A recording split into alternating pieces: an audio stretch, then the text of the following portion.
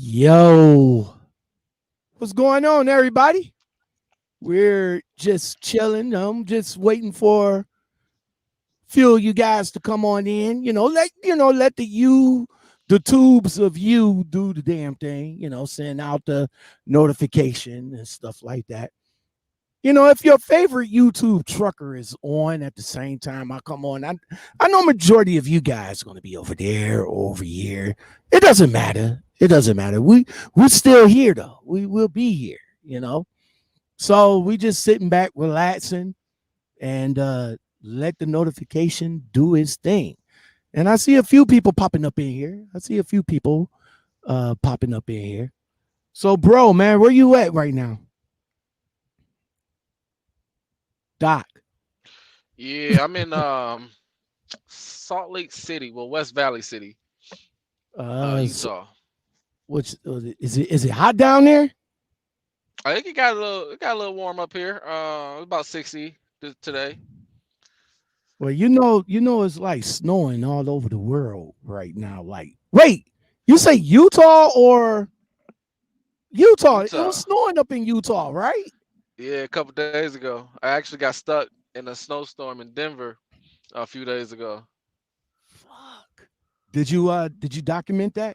Yeah. I got paid for it, all that. No. Did you document it on video, bruh? Yeah, I think I actually think one is on my page. I'm not sure if I posted it, but I do have the video on my phone. Wait, is it the one that says wind shut down, bad weather 3 days ago?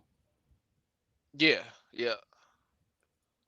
Even though nobody can hear this, but I'll bring it up. Did you got wait? I had to wait till all right, hold on right quick.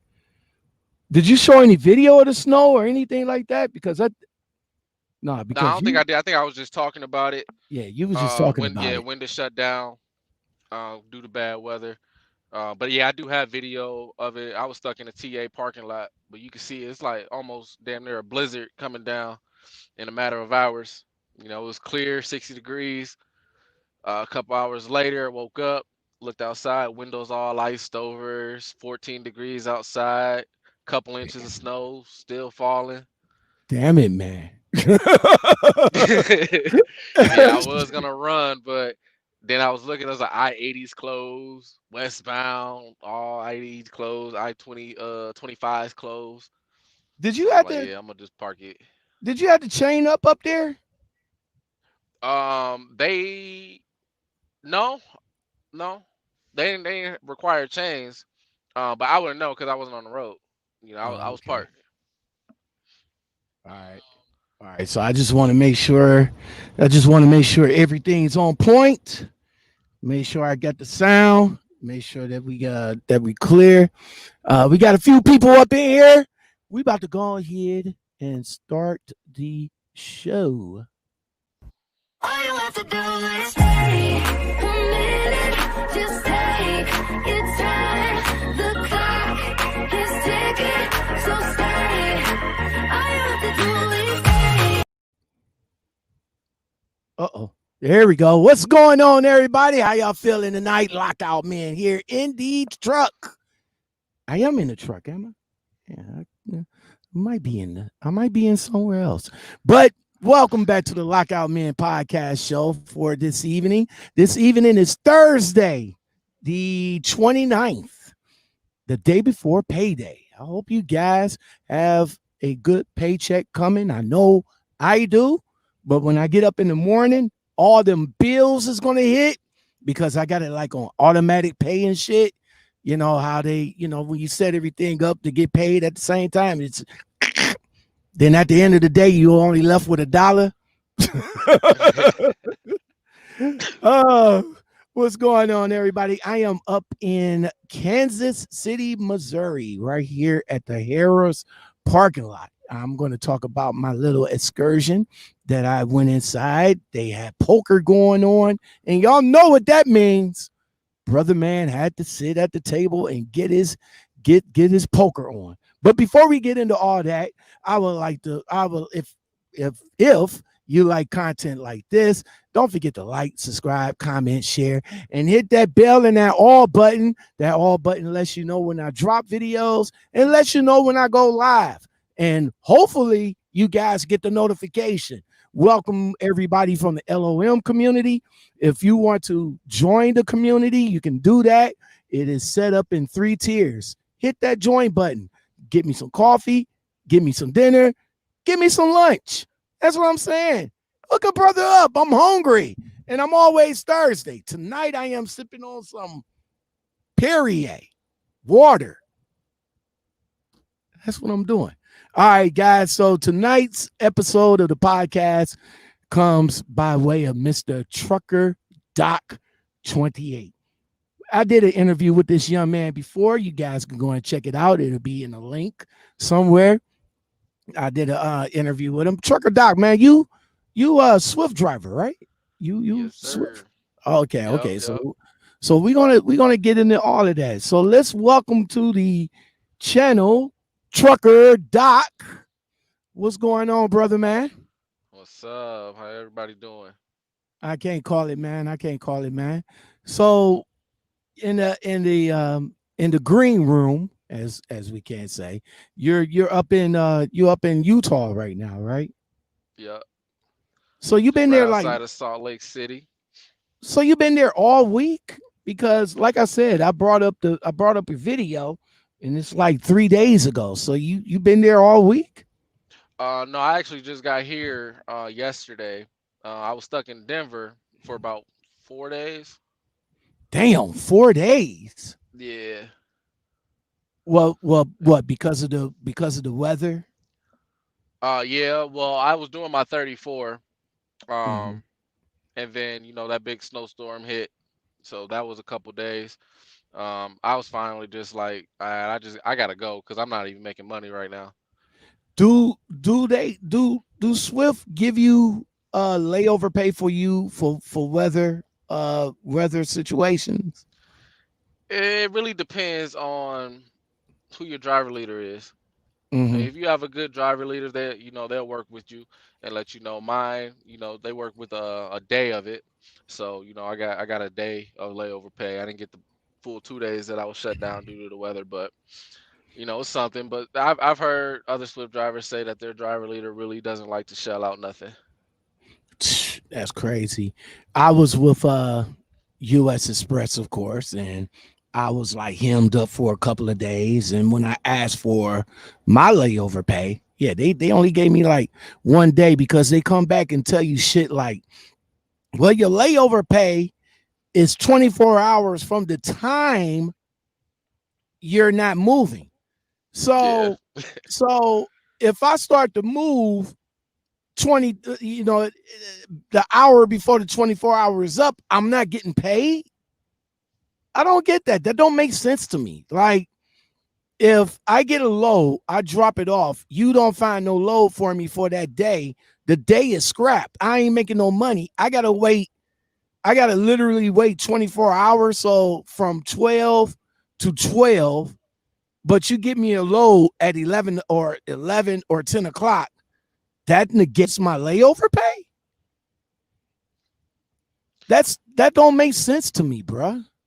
yeah, yeah. Actually, about like I think Swift, from a standpoint of their layover, they have a good layover thing. I mean, it's not really 24 hours. Mainly because they have the freight. They're gonna give you a freight. I mean, a load. They have the loads for it. But let's say like your truck breaks down or um you're early. They can't repower the load. They'll go ahead and pay you layover, pay for it. I don't get that. That I am I am flabbergasted on that, bruh. Hold on, right quick. Give me a second. I had to move stuff around so everything could. There we go. There we go. I'm old. I need my glasses so I can see shit. But Trucker Doc, man, how long you been driving? How long you been driving for Swift, and how long you been driving total? 5 months for both. This is my 5th month. Okay, okay. So you started with Swift. You went Yes. through this. You went through the Swift Academy. You got your license through them, and you rolling with them now, right? Yeah. So yeah, I went to the Swift Academy, got my CDL through them. Um, been driving with them. Started out in dry van.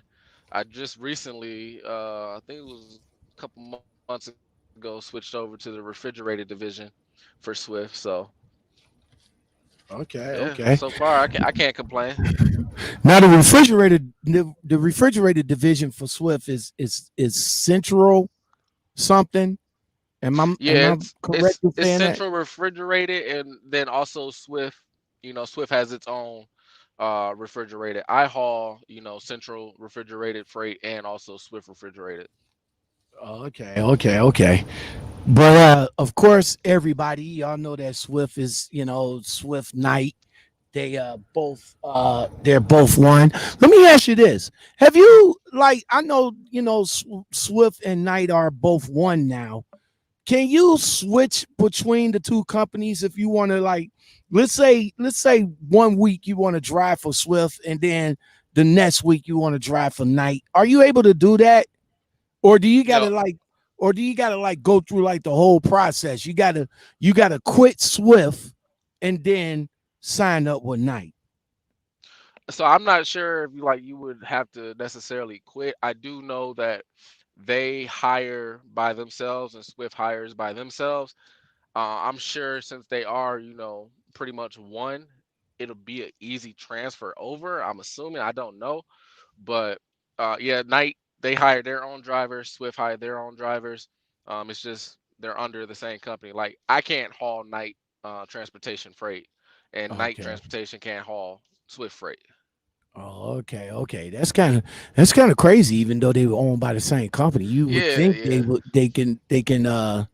they can switch back and forth. You know what I'm saying? yeah. Let me go to some of the let me go to the L.O.M community. James Park Avenue says, "What's happening? Lockout? What's going on?" Mocha DMG, what's going on? Rico Williams, he says, "What's going on? I am here." Shape World says she's driving and she's a member. Thank you, Shape World. I really do appreciate that. And Mocha DMG came back and she says, "Hello, Mr. Trucker.28." What's up? So with what you being young in the game, 5 months, was you able to understand let me put it like this, was you able to understand your clock, how to manage your clock? Was you able to understand that when you came out, or was that one of the problems that you had coming out? Um, I definitely didn't understand my clock when I first came out solo. Um, but my mentor never really showed me a clock solo. He showed me how to run a clock with a team. Basically, with a team, you never stop, so you don't even have to worry about your clock. Um, but I've learned and I played with it, and experimented with it, and I think I got where I like to be. As soon as I got where I like to be, I seen a dramatic increase in pay, pay going Mm-hmm. up, Mm-hmm. the miles I'm getting going up, the loads I'm getting, with farther miles on them going up, getting more of them. Actually, a couple weeks ago, just finished a 3,300-mile trip Mm-hmm. or week. So yeah, I want. It took me a couple weeks to actually, fully grasp what am I doing with these clocks. Now I was gonna do a podcast to talk about uh, one of the problems, or one of the problems I think new drivers have when they come out here, and one of the issues is that clock. They don't fully grasp it. They don't fully understand it. Like, if you want to come out here and run, that 70 hours, that 70-hour cycle clock, that's your actual drive clock, right? Yeah, I found that So out. so even though the drive clock is 11 hours, but your actual drive clock is that 70 hours, and you don't want to waste it. Like, if you get into if you get into a situation where you're sitting, where you're getting loaded late, you wasting that clock, and you wasting the potential money right there. Yeah. So that's where a lot of drivers don't seem to understand. Now, you got your driver manager, right? And you can ask your driver manager and say, "Hey, uh, I need some help in managing my clock." But unfortunately, the driver manager don't want to do that, and you probably might have to end up going over their head by going to safety. Now, safety looks at your clock, period, every day. Yeah. You Yeah. know, they might not call you, but they look at your clock every day. Have you had a problem with your driver? Have you had any problems with your driver manager and trying to help you better understand your clock? Um, I see it as this. Every driver leader, driver manager, they want you to run your clock fully out. Mm-hmm. Um, I went to YouTube to actually fully learn how to do a clock. That's the beauty of technology and social media and stuff like that.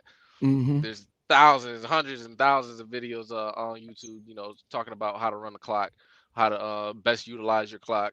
So I really didn't need to really go to my driver leader. And I'm a type of person where I got to learn on my own. I can't have somebody tell me, oh, this is what you have to do. No, I have to actually see what works for me, because what works for you may not work for me, and I might not understand what you're trying to tell me unless I actually do it. Now, as I said before, the 70 hour, like I said before, is the actual driver clock. I mean, they'll probably tell you, like, no, no, no, the 11 hour is your driver clock. But if you look at it as a whole, that 70 hour is your driver clock. If you burning that by doing nothing, you pretty much hurting yourself, right? I Yeah. mean, Yeah. you wasting the time, and you hurting yourself by burning that clock. So, with that said, once you get a better understanding of the clock, and like you said, Trucker Doc, you start seeing more revenue, right? You start Yeah. seeing a change. But don't you think that you and your driver manager has to come on the same page as far as getting you the loads that will help you manage your clock and get the money that you want out of that?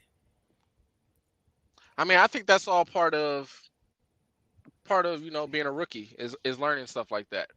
Um, Basically, like when you go into school, they're trying to get you your CDL. Um, the clock's part of that, but you really don't start learning your clock until you really run it on your own. I think that, like with me, and now that I know how to run my clock, I know how many miles I can run a day in a certain amount of hours. I know how many miles I can run a week. I just tell my driver leader, this is what I need. I know that I can't get it every week, but if I can get close to it or something like that, that's cool. And just having that kind of rapport with your driver leader and your planners on that, on that basis, you know, you also got to build trust with them too. You know, Mhm. they're not just going to come out and give you all these miles when they don't know if you can even deliver them on time. Exactly.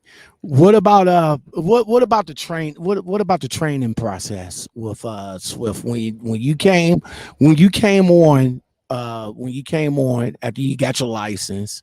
Of course, you was happy. Like, yeah, I got my license. Go to YouTube. Hey, YouTube, I got my. No, I'm just kidding. I'm just kidding. But you get on you get on with a driver trainer. How long is the training with Swift? How long are you out with a trainer? The fastest you could do is 200 hours. Obviously that's gonna go case by case. There might be some that need more training, so you stay out longer. Typically, it averages out to about a month out on the truck with a mentor. Whoa, 200 Y- hours? Yeah, I drive think that's drive hours, drive hours. I think that was about how long I was out. Let me see. I got with the one dude in January. He got out the way, and then I finished up in February. Yeah, that was I say about 200 drive hours. Don't you know that Prime wants you out for a total of 3,000? Is it 30,000? No, 50,000 miles. And that's crazy because I just hit 50,000 miles a couple days ago. So you're basically on a mentor's truck for 5 months. I mean, when I guess like you said, it's a case by case basis, right? I Yeah. mean, some people might need that 50,000, and some people might only need 200. 200 hours. Some people might need 50,000, and when you fucked up, they're gonna send you out there for an extra 20. So I guess Prime, you know, I guess what Prime is trying to do is make sure that you got it. You know what I'm saying? Make sure that you got it down packed. That's what Prime is trying to do. But I I agree with you, Wise Al. 50,000 miles is too damn long though. And you 50,000 miles with another person in a small confined area. If you're not used to that, well, a lot of people can't handle that. I was getting kind of edgy, towards the last week of my training. Like, man, I can't wait to get off this truck. I'm starting to get irritated. Everything that he was doing was irritating me. It's like I already Exactly. know. I'm like, man, just let me drive. You worry about you. I worry about me. Exactly. That's how it was with me at the last. Well, not my second trainer. He was fucking awesome, but the first dude, oh man, that dude was just complaining about this, complaining about that, complaining about his money not being right, complaining about the lease is too much, calling his dad up, talking about this. And I mean, like, dude, is you gonna teach me something over here? I mean, right now you just teach me about not going in the lease, bruh. Right. I mean, that's where my thing comes from. Like, not going in the lease. Fuck all that. Like, bro, come on now. Yo, how do I send paperwork in? How do I run this clock? And I'm about to wheel it right back. Like, did the trainer, did the trainer that you was with, did he sort of explain the clock to you and how to properly run it? Nah, not at all. Not at all. He basically said you got 11 hours. You can drive however long you want to. Just let me know. So he I'm he like, didn't he didn't break down uh each individual clock. He didn't break down your 8 hour. He didn't break down your drive, your shift and your cycle. He ain't break down none of that for you. no, like he didn't even show me how. He showed me how to edit my logs, but never taught me how to edit my logs. So I get out solo and I have to do an edit on my log and I don't know what to do. So I'm calling my driver leader. She's like, "Didn't your mentor teach you how to do that? I'm like, no, he used to just do it. Wow. See, I said, so that's what my least that's what my trainer was doing, man. He wasn't telling me shit. He wasn't telling me nothing, man. Guys, and then I just put, oh, wait a minute. Hold on. Hold on. Oh, there we go. Okay. Okay. Okay. It put in the both of them. All right. I just want to make sure if you guys got that. But I just put the link to the channel membership if you guys if you guys want to join and show some support for the channel. I know one of my guys hit me up and said that they couldn't find the join button. And I was saying, well, the join button is right next to the subscription. And he was like, he couldn't find it. But I just realized if you got an iPhone, if you have an iPhone or something like that, then yeah, you might not be able to see that. So I just went on ahead and put it in the chat if you guys are interested in hooking a brother up with some coffee. So yeah, like I said, the dude didn't teach me nothing about the drive clock, but he that's all he did was complain about this, complain about that, and I had my second trainer. I was like, I asked him, I was like, bro, can I stay out with you a little while longer? He was like, no, man, you got this. I was like, man, I don't know, man. I don't know. He was like, G, you got this. He said, I can switch gears and all like that. But he said, don't worry about it because they're going to train you out in the automatic anyway. But you can switch gears. You got this. You can back up. He said, when you get with when you go and, well, US Express call it upgrade. When you go to upgrade for your truck, then just get in there and just be cool. He said, just remember back to where you went to go and get your license. It's the same thing. I was like, what the fuck? I got to do all this shit all over again? So yeah, Wise Al says my one and only trainer was cool, but he had a woman in every state he had to go. I mean, he had to go meet and chill with. Oh, okay. He said, I got tired of that and was ready to go solo. But the longer I stayed, the more money for him. Yeah, I don't know. How is it over there with Swift? Did they by chance, before you got annoyed with your trainer, did he sort of kind of talked about the breakdown that he was getting for each trainee on his truck? Nah, he never told me how much he was getting. I know he was getting, I know, like, cause Swift, they pay their company trainers an extra $200 a week, plus all the miles that the truck runs that week. Okay. That's the same thing. That's the same thing they did over at US Express. This dude talked about everything. Like, man, I'm only getting paid. I'm only getting paid so much, but I gotta pay for this truck. I pay like $800 for this truck, and I took some time off to spend with my kids and everything. My kids, for Thanksgiving, I took a couple of weeks off on Thanksgiving and yada yada yada yada yada yada. I come back and I'm in the red. I'm about $2,000 in the red, and now I got to do this training thing, and I'm like, bro, what the fuck, man? Like, why? He got the one check. I think we did good that week. When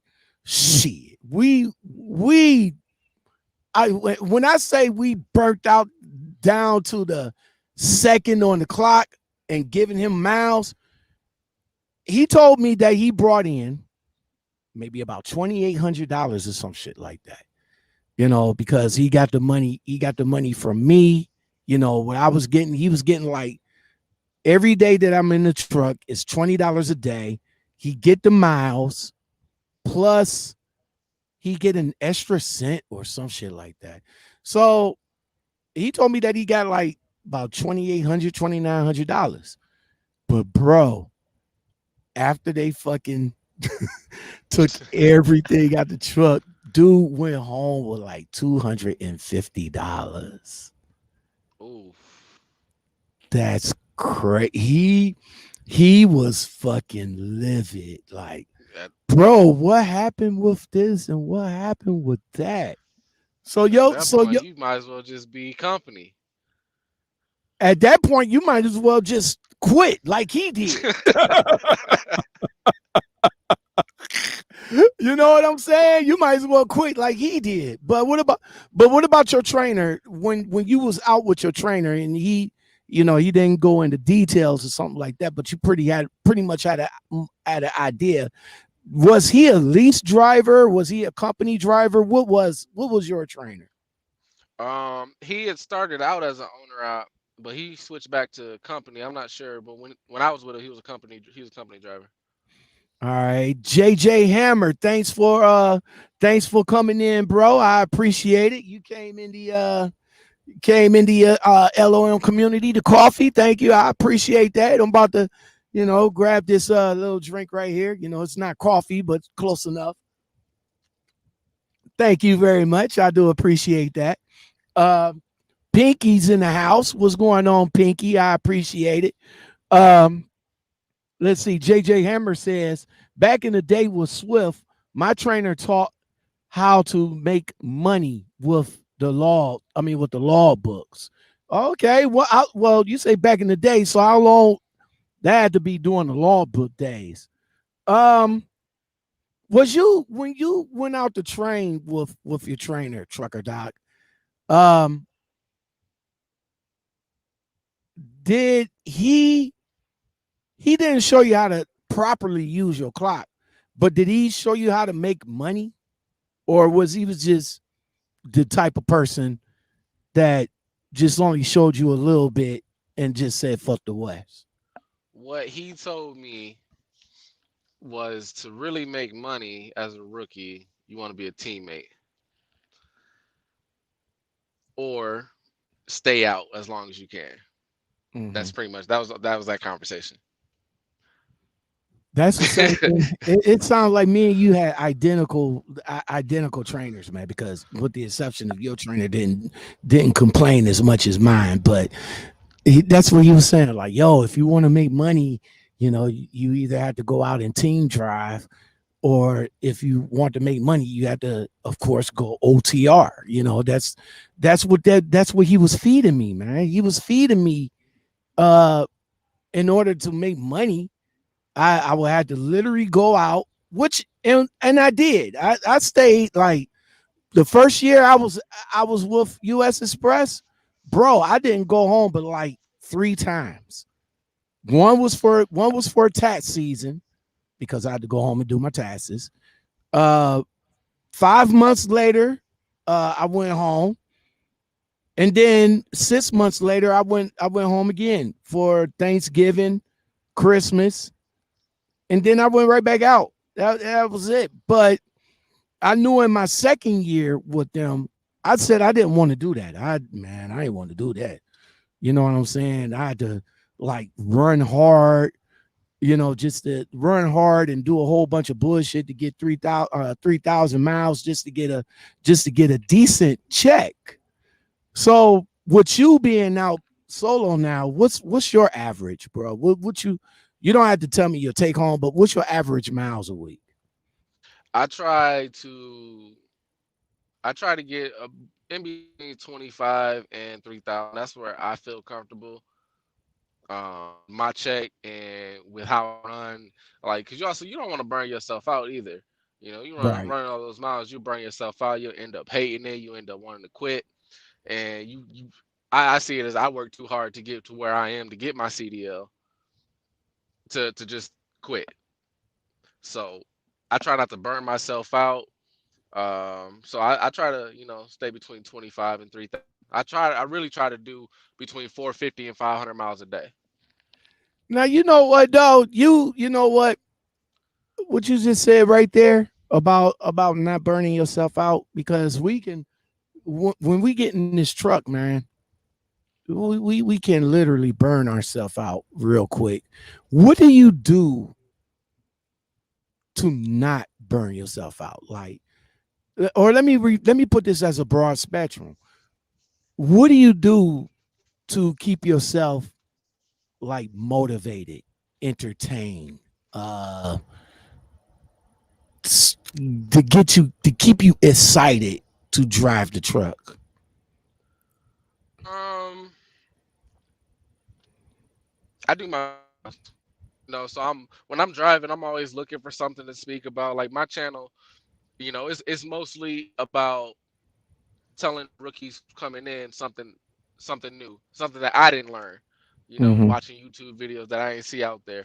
So that's what my channel is. So I'm scanning the roads, looking to see, what can I talk about. So that passes time, makes it more exciting for me. I get an idea. I'm like, oh yeah, I could talk about that and do it this way and just different ways like that. Just not overdoing it. Like your body will tell you when to quit. That's what's Your up, body man. will definitely tell you when to quit and listen to your body, especially driving one of these. Something can go wrong very fast if Now, you're not careful.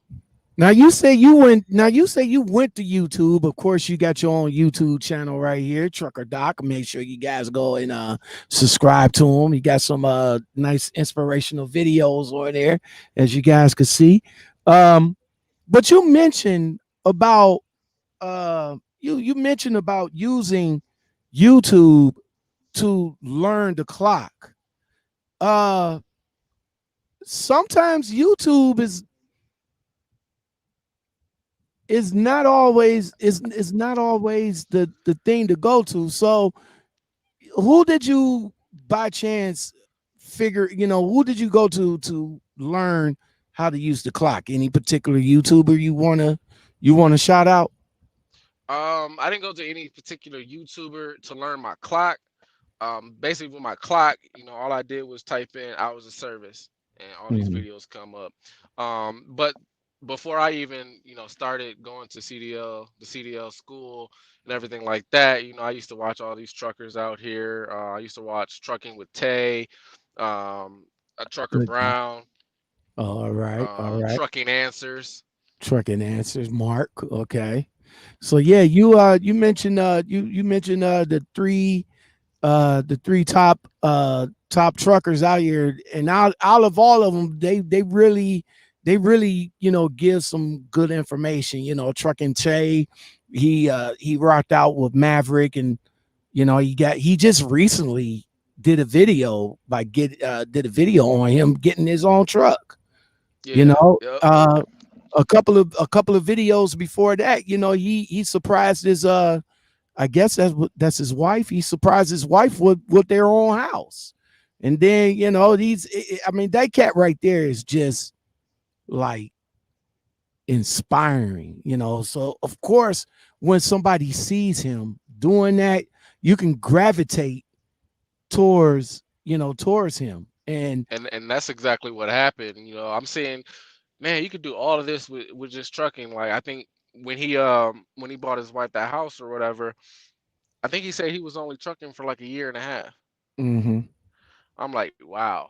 Like, but you have to be willing to do it. You have to be willing to make those sacrifices and work. that's what's up, man. That's what's up. You also mentioned Mark from Trucking Answers. He got, he did he I've been a lot of people hit me on to him maybe about a couple of years ago, because I was doing the make the call videos. He was doing like crap company of the week or some shit like that, and he would actually talk about the crap that companies does. Like, for example, company want to put you in a put you on a Greyhound. They want to put you in a room with another driver so that they can save money. Like, bro, why is that? I mean, you're a multi-million-dollar company. You can't Right. put me in my own room. I don't want to be in a room with a stranger. You got to put me on a Greyhound. Really? Like, come on, man. Put me on a plane or rent me a car or something. But another thing, Trucker Doc, that I heard now is don't go with a company that's outside of your state. Where you from, and where did you go to? Which Swift Academy did you go to? So I'm from Michigan, but I live in Phoenix, Arizona.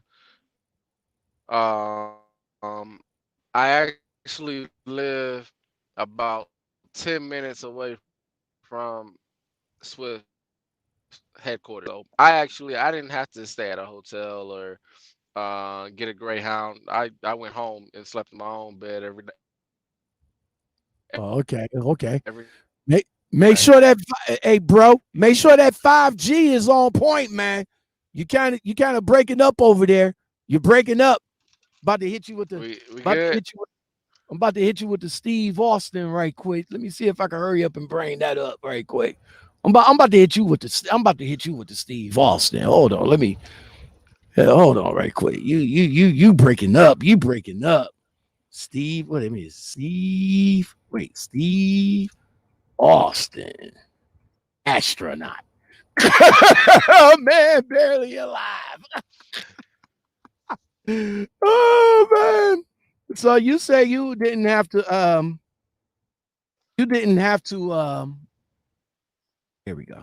You say you didn't stay at a hotel. You was actually going home every day. Oh, there you go. There you go. Like I said, there you go. I told you I'm about to hit you. I'm about to hit you with it right now, bro. I'm about to hit you. Oh, damn it. No, we don't need that intro. We don't need that intro either. I know you guys probably might not can hear that, but I got damn it, man. Hold on right quick. All right, hold on. Hold on. I'm about to hit you. I'm about to hit you with the Steve Austin, bro. Hold on.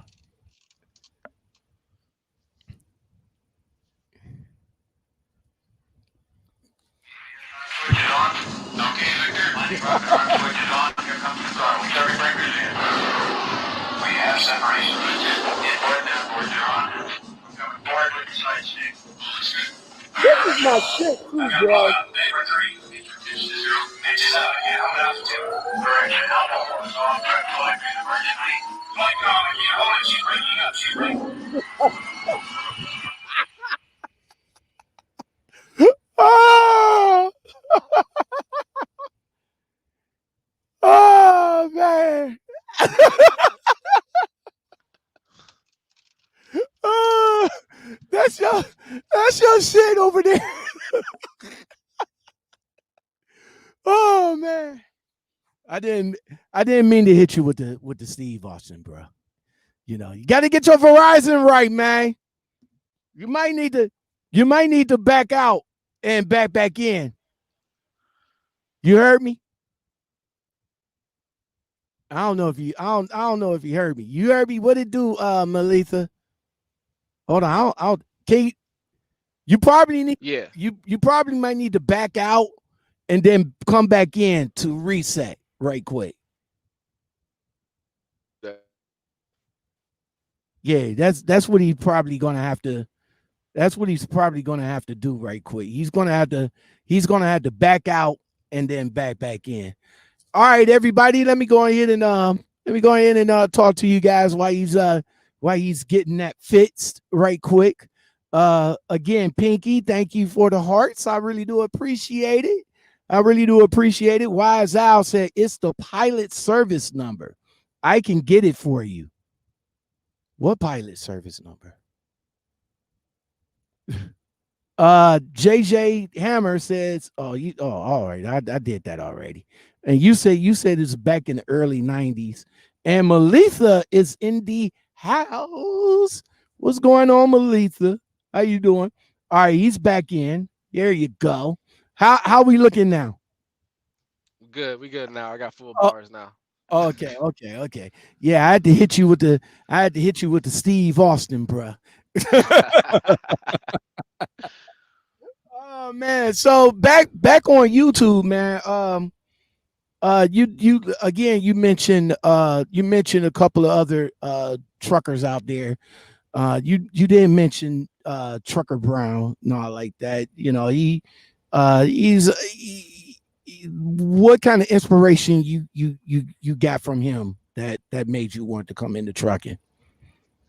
um, well, when I first looking out, I was watching him. He was talking about how you could build your credit. Being out here, you ain't got really no responsibilities to do for it. You really don't need all these luxuries, and you start to really find out how much you could actually really save. Mm-hmm. So that's what really piqued my interest. Like, oh yeah, I could really do all of this. And me, I'm always in the mindset of how can I advance my financial future. Now So with that's what. now with that said, with that said, why do you think that is why do you think that it's hard for truckers to to get that financial future for them when they in this industry? Because we make it 80, like maybe 60, I'll say 65K, 65K a year. But a lot of the older truckers out here, they saying they don't have no money. Like, what are they doing, bro? It really all comes from mindset too. If you don't have that mindset to save, you know, your end goal, you're not gonna have nothing. You know, Mm-hmm. if you're blowing your money every week, every paycheck that you get, what are you blowing it on? Like, is it actually going to something that's beneficial? Are you actually investing in stuff to have a return on your money? Like, what are you doing? Or Now be are you just going to these truck stops, just buying everything you see? Oh, you didn't go there. You did not go there. I mean, I see a Trucker lot. Doc. Trucker Doc. You did not go there, man. That's a whole nother subject that yeah, we could touch on that too. But I mean, go ahead. I go into a lot of truck stops, and I don't. If you want to spend your money on stuff like that, I'm not spending $10 on a half a pint of milk. I'm just kidding. It's not really $10, but Mhm. it's just overly expensive when you can go somewhere else on your home time, or you bobtail somewhere else to go actually grocery shopping at a store. All right, what's going on, Trucker John? Thank you for joining the feed tonight. Tonight's guest is TruckerDoc28. You guys could check him. Let me make sure I bring this up. Oops, wrong one. I still got $6 million man up there. My fault. Hold on. I gotta promote my man's channel. There we go. There we go. You guys could go over to Trucker Docs 28 uh YouTube channel where he chronicles his journey with Swift. He's a 5 month driver. Am I right? Yep, 5 months in. He's 5 months in. You can also check out the interview that we had a couple of months ago as well. So, good guy. He decided to come back to us to give us an update on where he's at and sit down and chat with the Lockout Men tonight. So I appreciate you coming on, bro. Um, so man, you just happened to mention about buying things at the truck stop, and you kind of you kind of pulled back and said about the milk, but we know what truck drivers out here doing, man. You know what I'm saying? We know, this like my dude said, he had a trainer that had a female in every damn state, but we know what some of these truck drivers doing, man. But it's this one truck driver that everybody is talking about, and it became a hot subject, about men paying for the pussy. Now, I'm going to say this. I heard the top. I heard the subject. I heard the conversations and all like that. I'm going to say this. Listen. I'm going to say this. I'm from the old school. I'm a 50-year-old cat. All right. My stepfather back in the day, he was the one that I knew the game from about prostitution, about ladies of the night, and all that shit. I learned all that from him. All right. Back in the day, females that was doing that shit. That's why I said, like, I respect the hustle in any money, getting thing that you do. You know what I'm saying? And whatever reason you doing it for, it's none of my business. You feel me?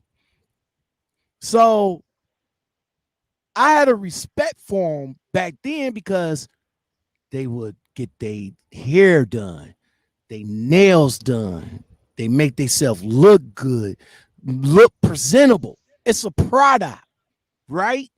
That's what they want. That's what they want to do. The product is them in order to get a get the value, I guess. In order to get the value, they had to make themselves look better than the next woman, right? Right. Yeah. So so now with since the epidemic and everything, now they just look any old kind of way. You know what I'm saying? Teeth all jacked up, hair all messed up, breath stinking. Hey, can I get the company with you? No, bitch, get your ass away from me. Like, move. Get your ass no, we don't want none of that. But some dudes will pay for the pussy. You know, one side says that you're gonna pay for the pussy regardless of whatever you feel that if you don't want if you not paying for it and all like that. Me, I look at it this way. I'm not paying for the pussy. I'm just not. Right. But but but if I like the girl, if I like the girl, I'm going to show her a good time, right? I'm going to Yeah. show her a good time. I'm going to take her out to dinner, right? I'm going to I'm going to take her out dancing or to a jazz club, right? And I'll pay for dinner, okay? I'll pay for for the jazz club, right? But see, in my head, in my mind, I'm not paying for the pussy. I'm just paying to have a good time with her. Yeah. You know what I'm saying? What's your take on that? Me, like anybody's hustle. However you get your money to choose to partake in and spend person Uh-oh. choose. I'm not going to because I don't need to. I'm not trying to be conceited or anything like that, but I just that's not my thing. Mm-hmm. Somebody Uh, uh, you never know. You never know. I'm not it's trying like to. it's like you saying every other word, bro, because every time you talk, it stops at the good shit. So what'd you hear? I heard a little bit of nothing. um, now I'm saying I don't knock anybody's hustle. Get your Okay. money how you get your money. Whatever you whatever you to get that money, that's what you want to do. But I'm not gonna partake in when I could go and get it for free. For free. I Exactly. mean, yeah, you can take them out to dinner and stuff like that. I don't see that as paying for the pussy or anything like that. Right. just having a good time. That's courting to say.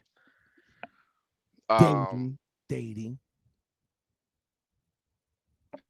What? I'm not just gonna have some window like, hey, you You sleep. still breaking up. You losing your bars over there. Let me see. Let me make sure it's not. Let me make sure it's not me. I'm about to shout out the LOM community. Yo, am I coming in good? Throw them thumbs up if I'm coming in good and I'm looking good. Let me know because Trucker Doc is having issues with his 5G over there. And I just want to make sure that my end is coming in pretty good. Let me see here. Yeah, I'm coming in pretty good. So how am I looking over there? Wise Al says thumbs up. Bubba, what's going on? He says he's from the Golden State. Wise Al says, welcome, Bubba, to the LOM family. And JJ Hammer gave me the thumbs up. So he says, I'm good, bro. I'm good over here, bro. You gotta make sure them 5G is not. Hey, speaking of 5G, man, um, what phone do you have? Like, you say you just got 5G. So what phone do you have and what carrier you got? I got the iPhone 11 Pro Max and AT&T. All right, so when you came out here, did you have AT&T before you came out over the road? No, I had T-Mobile. All right, so why did you switch from T-Mobile to AT&T when you came Well, over the just road? just going through like the different little small towns and through the mountains and stuff. I was dropping calls left and right, couldn't connect for 20, 30 minutes. So I'm like, nah, I gotta switch. So you say that AT&T is better than T-Mobile because I got T-Mobile and I gotta say I haven't. I mean, I had issues like going down, like if I'm in Virginia, going down 77, that's my unicorn right there. Because I had issues with fucking Verizon going through that little corridor right there for like at least an hour to an hour and a half with no service. But with T-Mobile, it's like spotty, through that little corridor right there. But you saying where you at, you like T-Mobile, I mean not T-Mobile, but you like AT&T over T-Mobile. Why did you give Verizon a chance or no? I have Verizon hotspot, That's and then I that have that's why you breaking up over there, bruh. could be I just disconnected it. I'm just running off my phone. Oh, okay.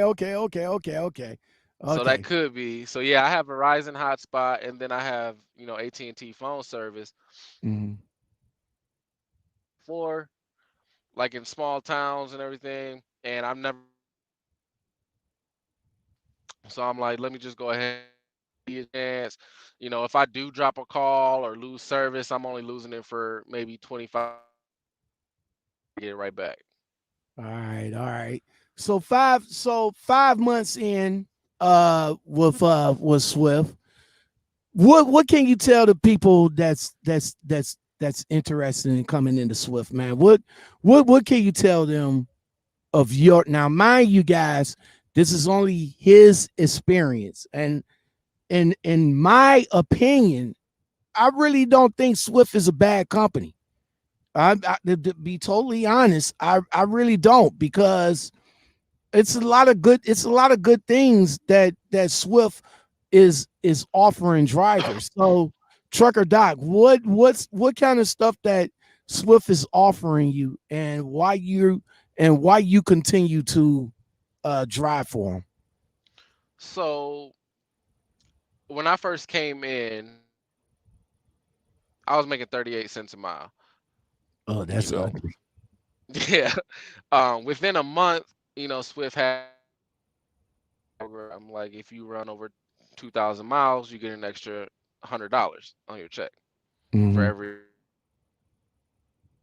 After that ended, they gave all their OTR drivers, no matter what division, a 2-cent raise. So already a month and a half in, I'm going from 38 cents to I switched from dry van Hey, Trucker reefer. Doc, hold that thought. What I'm going to have you to do, what I'm going to have you to do, because you still kind of like in and out. What I'm going to have you to do is take your phone, power off your phone, restart it so it'll have a fresh connection to the internet since you switch from your hotspot over to your phone. Turn off Okay. your phone, reset it, and then come back in and let's see how that'll play with just the phone. So let's go ahead and give Trucker Doc that right quick, and he All right. will be right back. There you go. All right, so we're gonna give Trucker Doc a moment to get his connection going because it's kind of spotty. It's still good though, but it's like I said before, it's like when he started talking, it's like he's missing. It's like it's when he say something, it's about to be the good shit, and it's like it just drops right there, right on the good shit. Michael Jackson, what's going on, yo?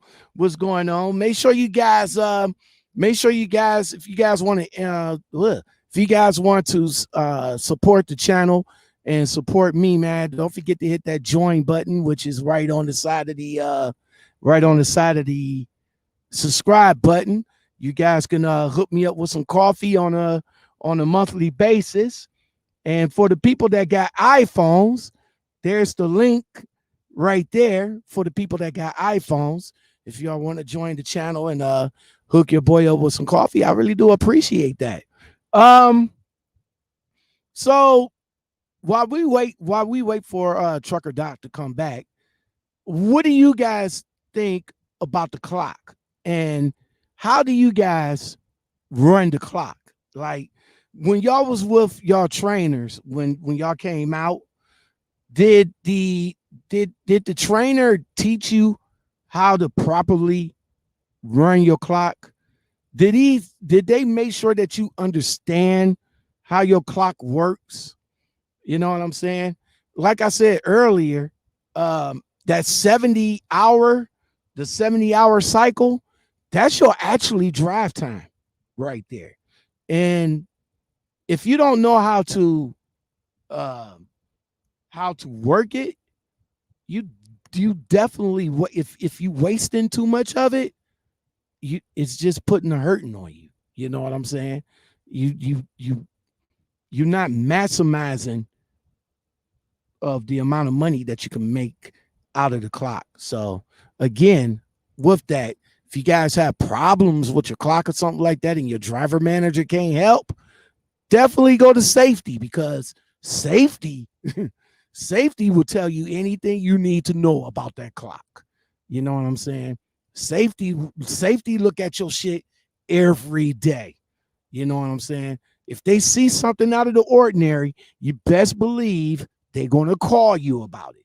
But don't be afraid to ask them. You know what I'm saying? Just call them up and be like, hey, so I got my 34 right here, my 34 or my 70-hour clock. How did that work? And I'm sure they'll be able to explain it to you. All right. I see Trucker Doc in the queue. So let me ask him.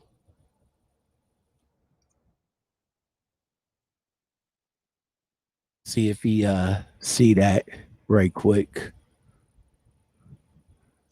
We could do the private chat, you know. All right. So we about to welcome back to the stream, Trucker Doc. We good? I'm good. I'm good. How you look? You sounding good. You sound good. So you think that you think that did it? Because sometimes if I have my phone on for a long period of time and I start seeing some cracks or something like that, all I have to do is just reset the phone and you should be good. Yeah. So go ahead and go back to what you were saying about your experience with Swift. Yeah. So I basically, in 2 months, I'm up to 45 cents a mile as a rookie. I don't think that's bad. Mm-hmm. I'm getting the miles. They're sending me where I want to go. They say it's forced dispatch, but it's not. Why um, why would you say why would you say it's not? Is it because you have a good rapport with your fleet manager or something else? I would say it. I've them that I can get the loads there on time, safe, and with that, they open you. That opens up more options for you as far as your choice of where you want to go. Like I can tell them I want to go out east, and they'll give me a load going out east. Damn it, man. Okay. Okay. Hold on right quick, bro.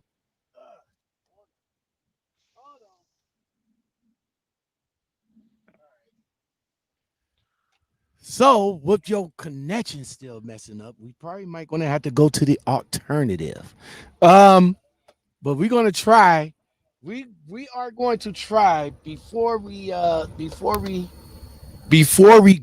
to the alternative. We're gonna try to see if it'll work as long as AT&T would still work with us, man. Um so you up at 45 cent a mile. You going just about everywhere you want to go, and you are a over the road driver with Swift, right? Yes, All right. So what's some of the coolest places that you've been to? I like the Hood River, Oregon. I like driving through there. The mountains on one side, then the Hood River on the other. Washington State. I just like the scenery out there. Um, Other than that, I mean everything else is just pretty much highway. Okay, okay. That's what's up. That's what's up. All right, man. So what else? What else about Swift you want the people to know about? They're not a bad company. They have bad drivers, but they're not a bad company. So you agree with me that the company is good. It's just that the bad drivers give the company a bad name. Yeah, and I'm not saying all Swift drivers are bad, but there are some that I've seen like, dude, what the fuck are you doing? How about this dude? Let me see if I can pull this up for you guys right quick. Let me see if I got this video, or is it a video? I'm trying to think if it's a video, but I got, let's see. And Trucker Doc, I want your opinion on this right quick. Is this it? Hold on. Hold on. Yeah, this it right here. Hold on. I gotta I gotta move this over to the other screen. Whoops. No, we don't want it that small. There you go. All right. Now let me see if I can go to hold on right quick. Gotta look at my cheat sheet. Gotta look at my cheat sheet. Okay. So there we go. All right. Boom. All right. You see that? You see that, Trucker Doc? You see the video right there that I'm about to play? Yeah, All right. man, look at this. No, look at this crazy motherfucker here in his 18 wheeler. Somebody get his goddamn license. I don't know what made him try to bring his ass through here in this damn 18 wheeler.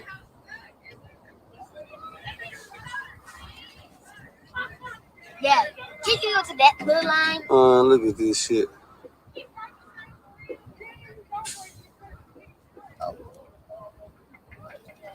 If you just move out the way, then we go. Damn, what they putting in? Hey man, what y'all putting in on McDonald's burger? Got a nigga pulling up in the 18 wheeler. Y'all must got a super combo or something, bro. Put up in the 18 wheeler. So let him get it right there.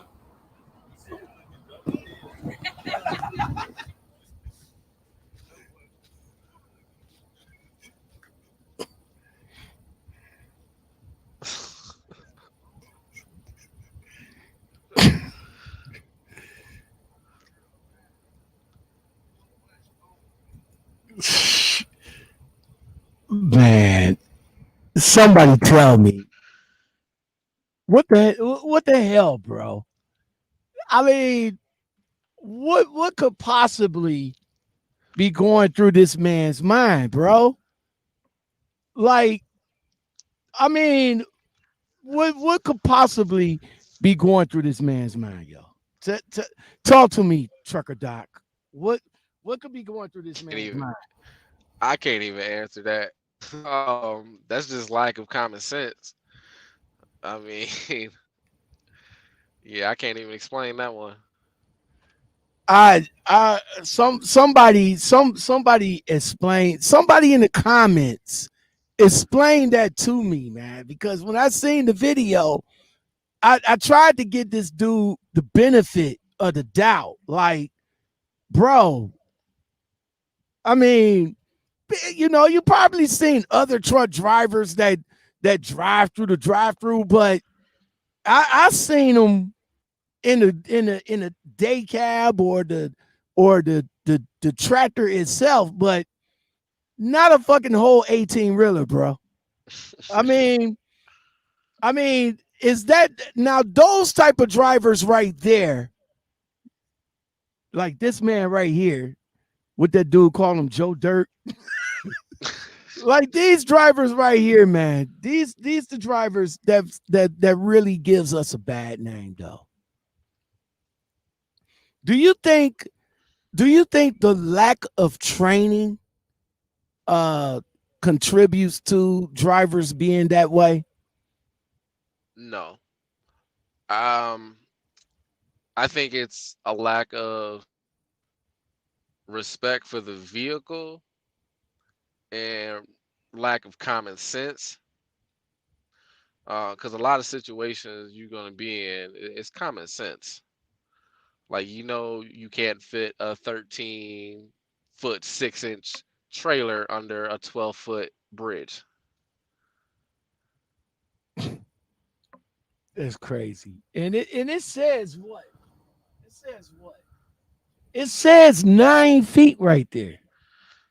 Yeah, so you already know. Like, that's just knowing your vehicle, what you're hauling and what you have in the back. That's just knowing that.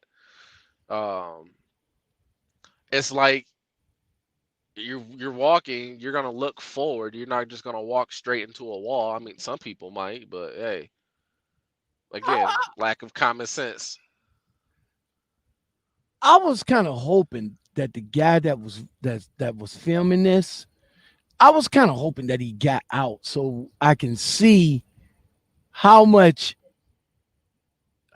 room he had on that side right there.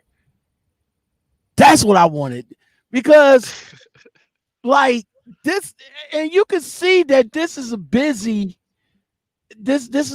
McDonald's right here. Like, bro, what was your mode of thinking? Like, yo, I'm over here hungry and I don't want to run in right quick. Yo, get the McDonald's app. I'm telling you guys, that shit is nice. You don't even you won't have to get stuck or anything like that. All you got to do is pay, and they'll bring it out to you.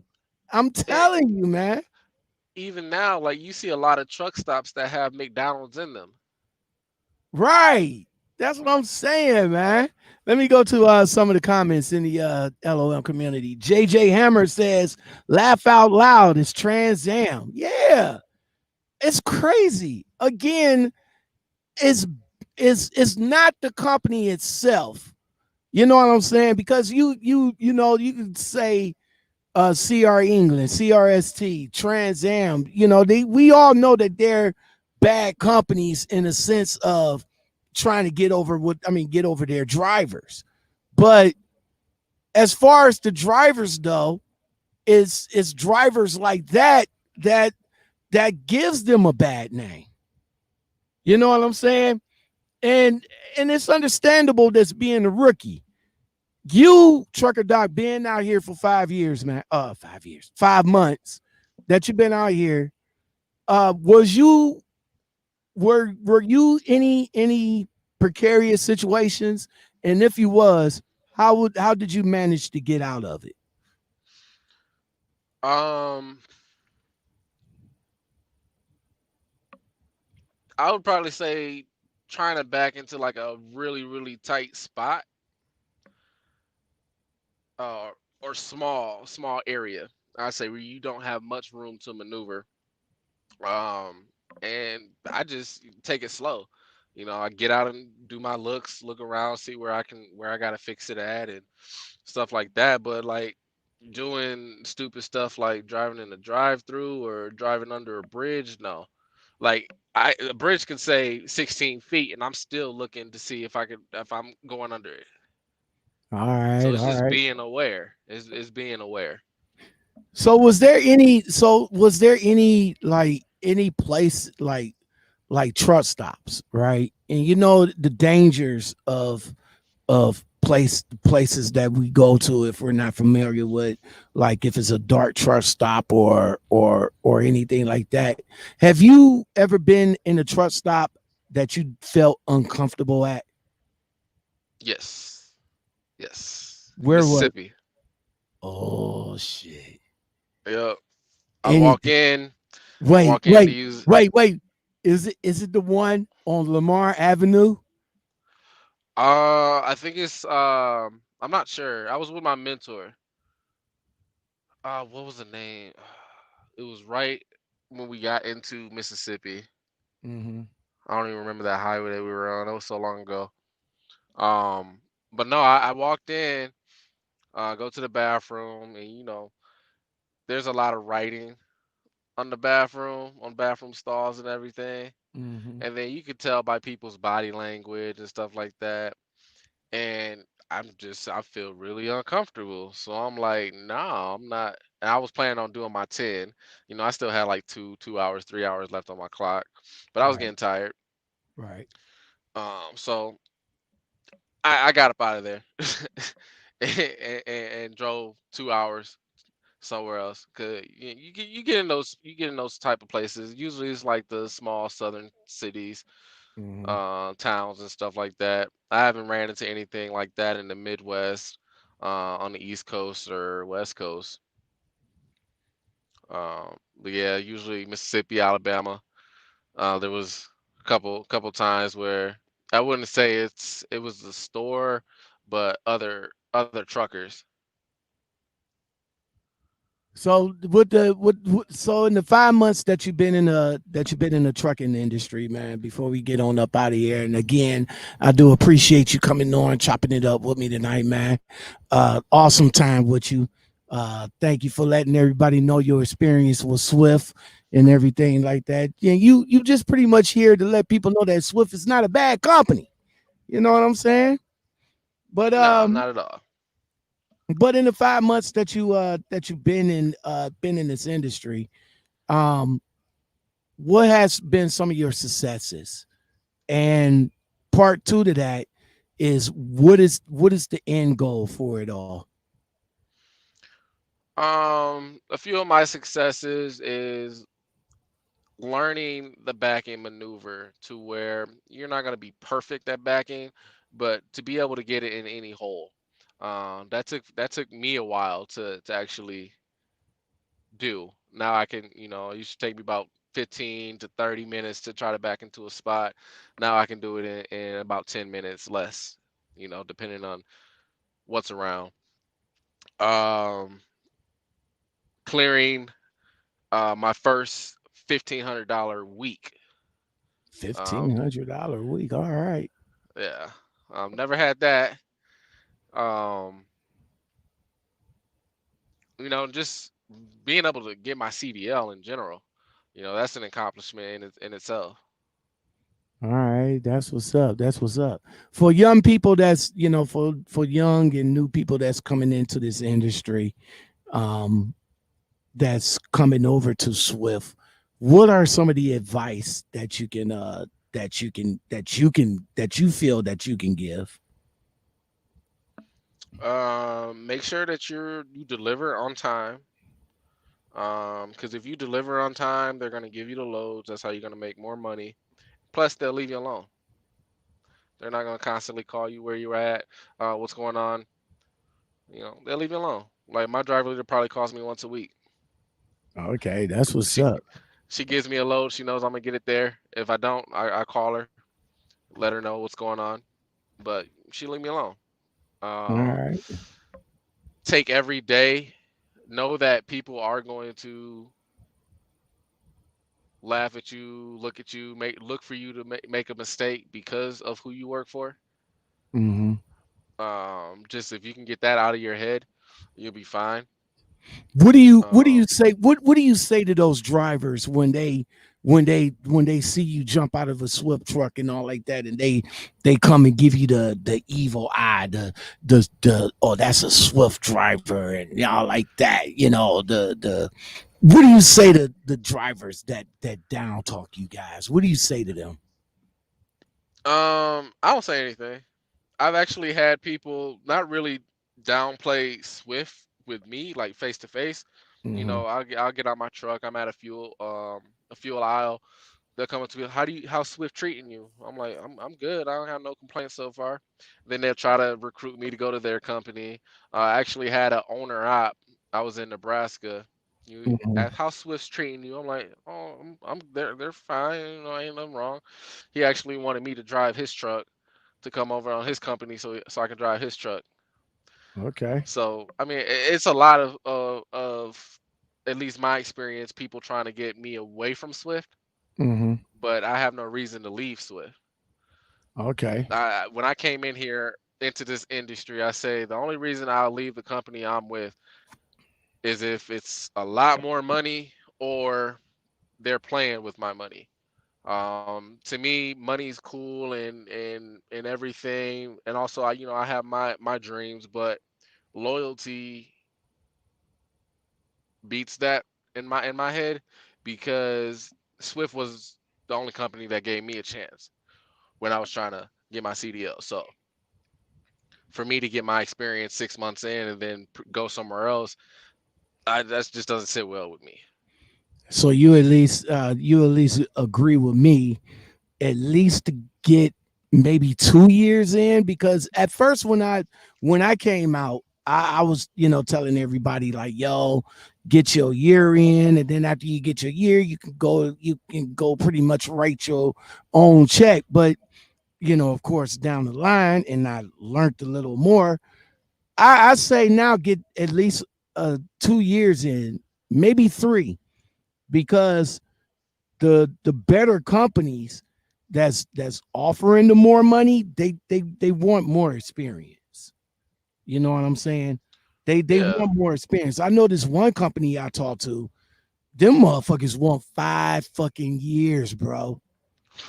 Like literally. But they pay fucking good. You know what I'm saying? and you got to think of it like in terms of developing assets for yourself. You go to a bank for a loan, they see that you're only staying at a company for 6 months at a time. They're more than likely not going to give you nothing. They want to see the longevity. You know, but yeah, no, I plan on staying with Swift. I actually one of my goals is to lease the truck that I'm currently in Hmm. with Swift next year. They said I need a year experience to be able to go over to lease op. So that's my goal for next year is to lease on. Now be And careful. Now you know my stance on yeah. company leasing, but be careful and make sure you read the fine print, bro. Oh Make yeah, definitely. make I was sure you just read the fine print. And don't let them talk you into something. You know how they get. They want to they start talking and all like that. You just but whoa. Hold on, wait. Hold on, wait. What do this say right here? Side to side, yeah. Tell me about this right here. right. Yeah. Whoa, back it up. So don't let them, you know, talk you into something that you might not understand. Oh yeah, definitely no. Um, but yeah, that's my goal. My actual goal is to buy my own truck, have my own authority, and do it that way. And I see leasing as being kind of the fastest way for me to achieve that side of it. Okay, that's what's up, man. That's what's up. All right, before we get on up out of here, Trucker Doc, I wanna touch back on to your YouTube channel. Let me gotta go back to my cheat sheet. Gotta go back to my cheat sheet so I can bring your channel back up. There we go. Oh, there we go. It just popped up. So talk to me about your YouTube channel, man. Let people know about your YouTube channel, when you started, uh what's your channel about, and what you hope to bring, what type of value you hope to bring out of your channel. Oh yeah. So my channel basically started from day one, from the first day I went to the virtual, virtual part of the class, CDL class. And it's kind of developed obviously going through the school, um upgrading, going solo. But from there it kind of developed into I want to give people or rookies coming in or thinking about coming in a- advice, information that I didn't have, that I didn't think about asking at the time, but turned out to be very important. And then, just kind of,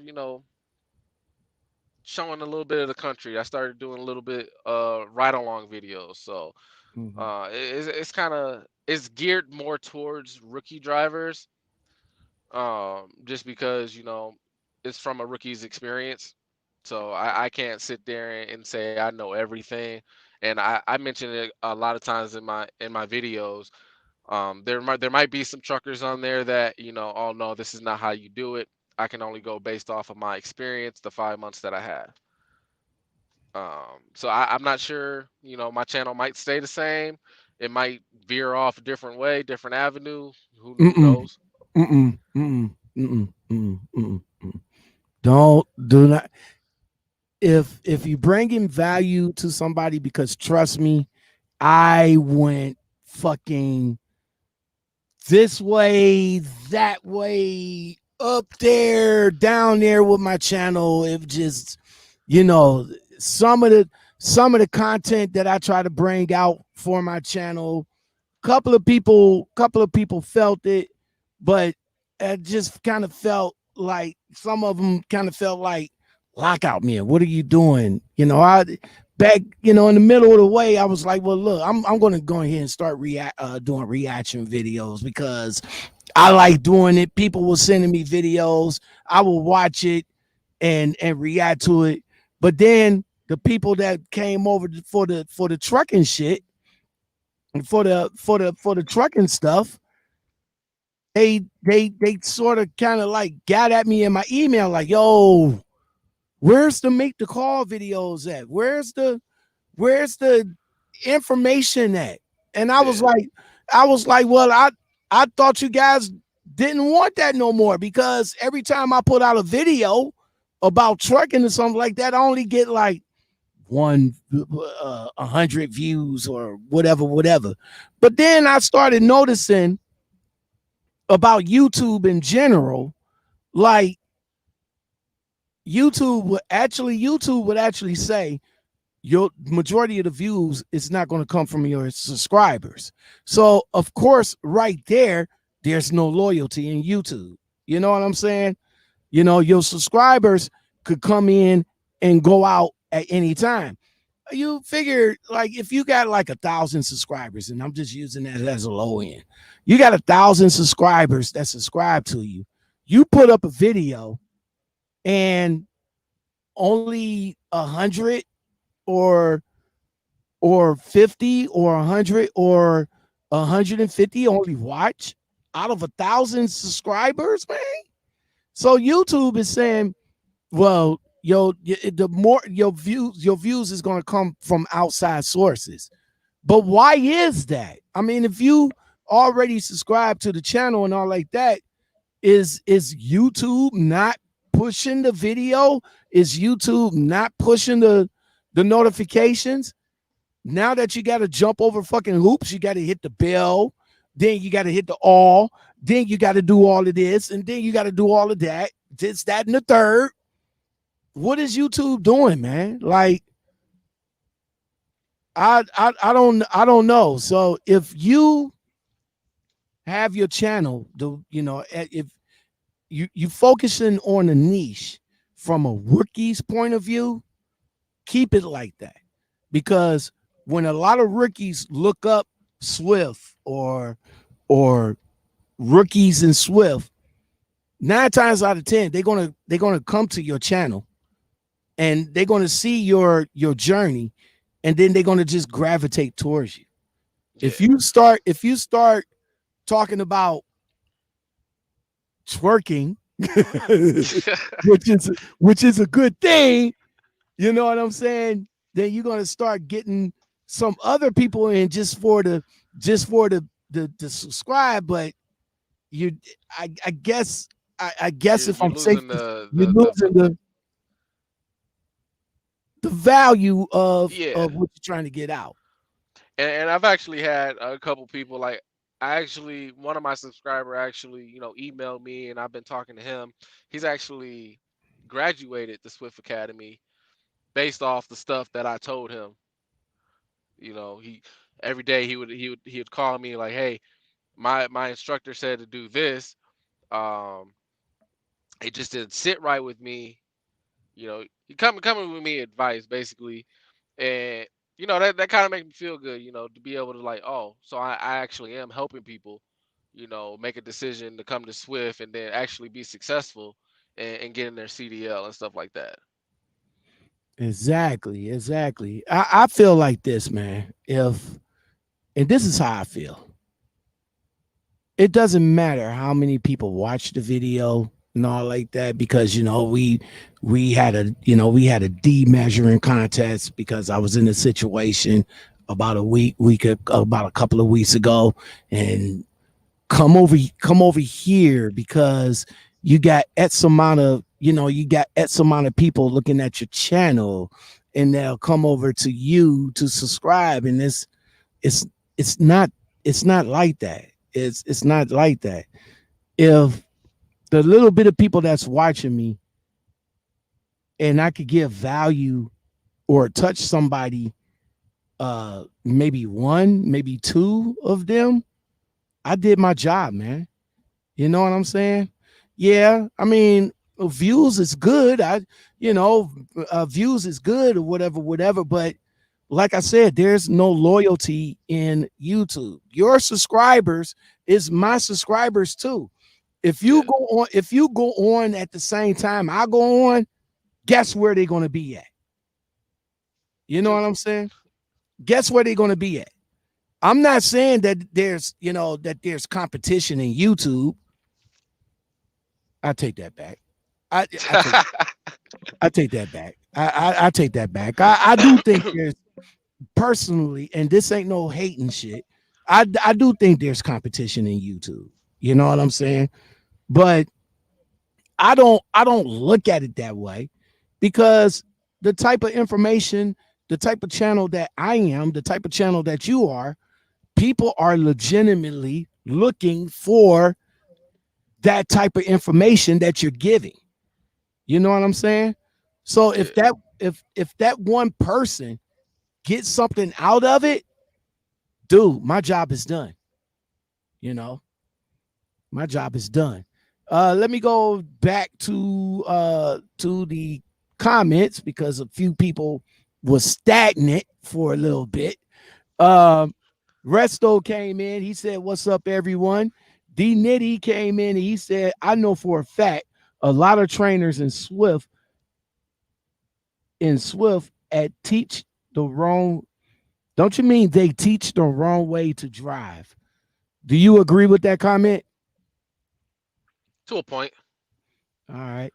I mean, you you either know how to drive or you don't.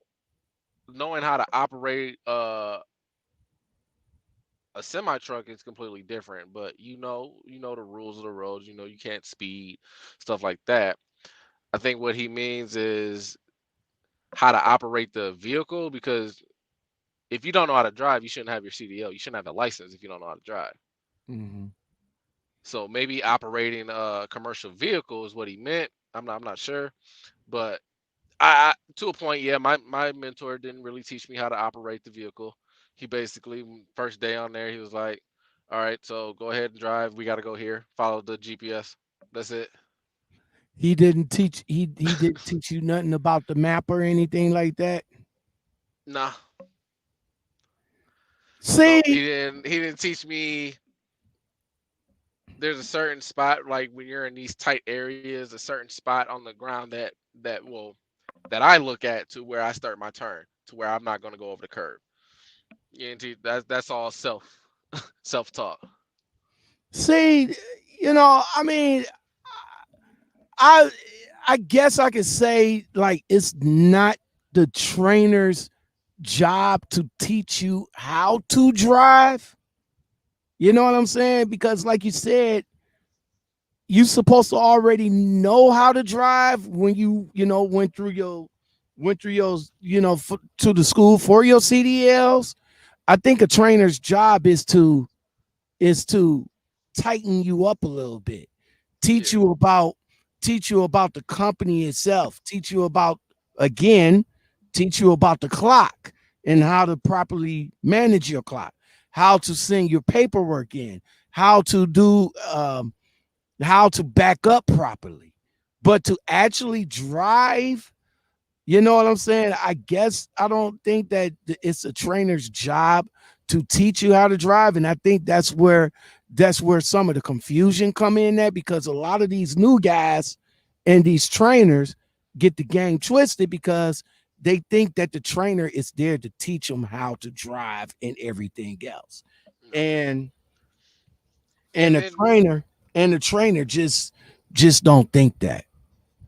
yeah, and then also you're not going to be put in every single possible situation that you're going to get into in just the 200 hours or the 50,000 miles. You're not going to be put in a situation to where you got to know exactly what you do when you're on your mentor. A lot of the stuff that you're going to learn on your own and through your experience. And there's no way that they could simulate half of the stuff that will go on out there. Exactly. That's why you take your right hand right here, take your left hand, raise down the left window door or left window, and then you throw all that shit out that you learned in the class. Because when you get in these streets, yeah, it's gonna be all of that. Resto says that's right. He said that's right. Keep the same. It's a lot of rookies every week. Your channel gonna grow quick, bro. Yeah, so don't change up. You know what I'm saying? Don't change up. Eventually it's gonna grow, and people is gonna gravitate more to you because you're genuine in your in your delivery. I got a question. You mentioned the virtual class. What is a virtual class? You didn't have when you came in during the pandemic. What's the virtual Yeah. class? So because of COVID and everything, like when I came into trucking, it was like right when it hit the US. Like everybody was catching it damn near every day, you know. Um my town was actually shut down. Like nobody was even allowed to move. Like you couldn't go Mm-hmm. nowhere. So what Swift did was you do a week of the virtual class, and it was actually you guys might have heard of it, 1-800 Academy or something like that. Mm-hmm. So it was actually a whole different trucking school. It wasn't Swift. So I went the first week there, got my permit on Friday, and then I was able to start my back end and be on the range um, that next week at the academy. Okay. Did you have to get So did you have to get your permit prior to coming down there? yeah, well, no, no, because that first week is really geared to get your permit. So they go over the book, the handbook, the CDL manual, and then they take you to the DMV. You take the test, you get your permit, pay your permit, and that's pretty much it. So that first week is really geared to you getting your permit. If you already have your permit, you skip the first week and you go straight to the range. Oh, okay, okay, that's what's up. That's what's up. And being that you from Arizona, you got your permit from Arizona and everything, right? Yep. All right. So all right. So what was your structure of going to get your CD going to get the permit and taking the test for um the general knowledge, air brakes, and doubles and no combinations. What did you do to study for all of that? Um, I read the book, YouTube, YouTube. There's a lot of videos on your pre-trip, like actually explaining why you're looking for certain stuff. So I was watching a lot of those videos. I was watching a lot of study guide videos. I downloaded a bunch of CDL prep apps.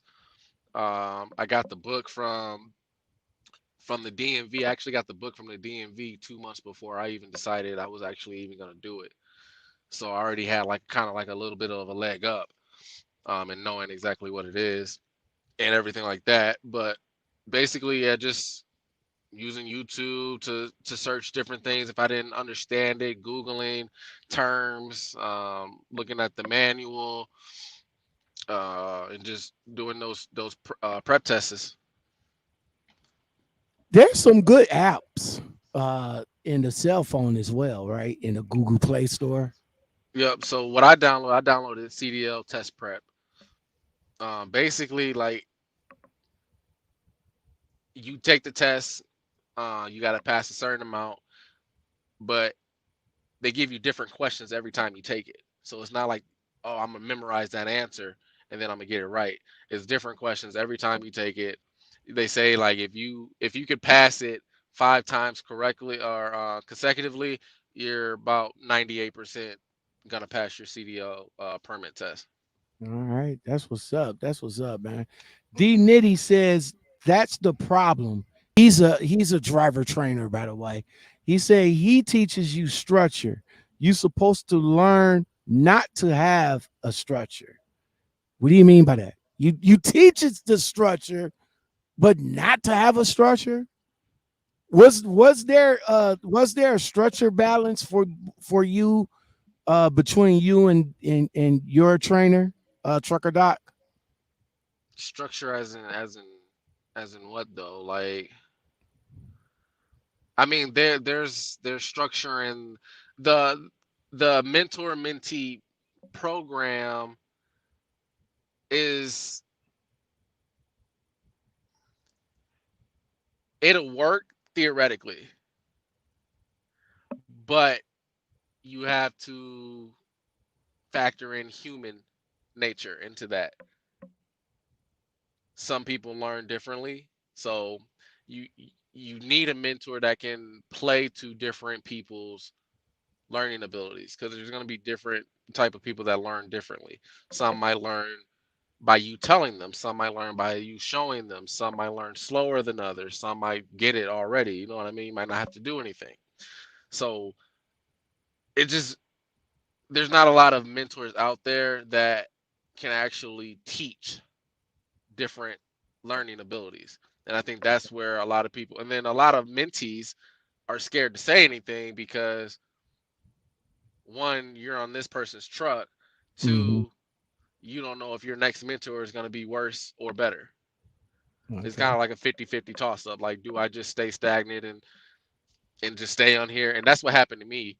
I was about 2 weeks in and I had a feeling just to get off this truck, but I'm like, I'm already 2 weeks in. I gotta have to start all over with a whole new person when I can just do this final 2 weeks, upgrade solo, and then do it that way.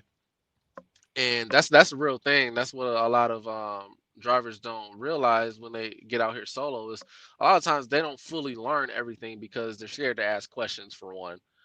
Um, their mentor might not be teaching them everything that they need to do.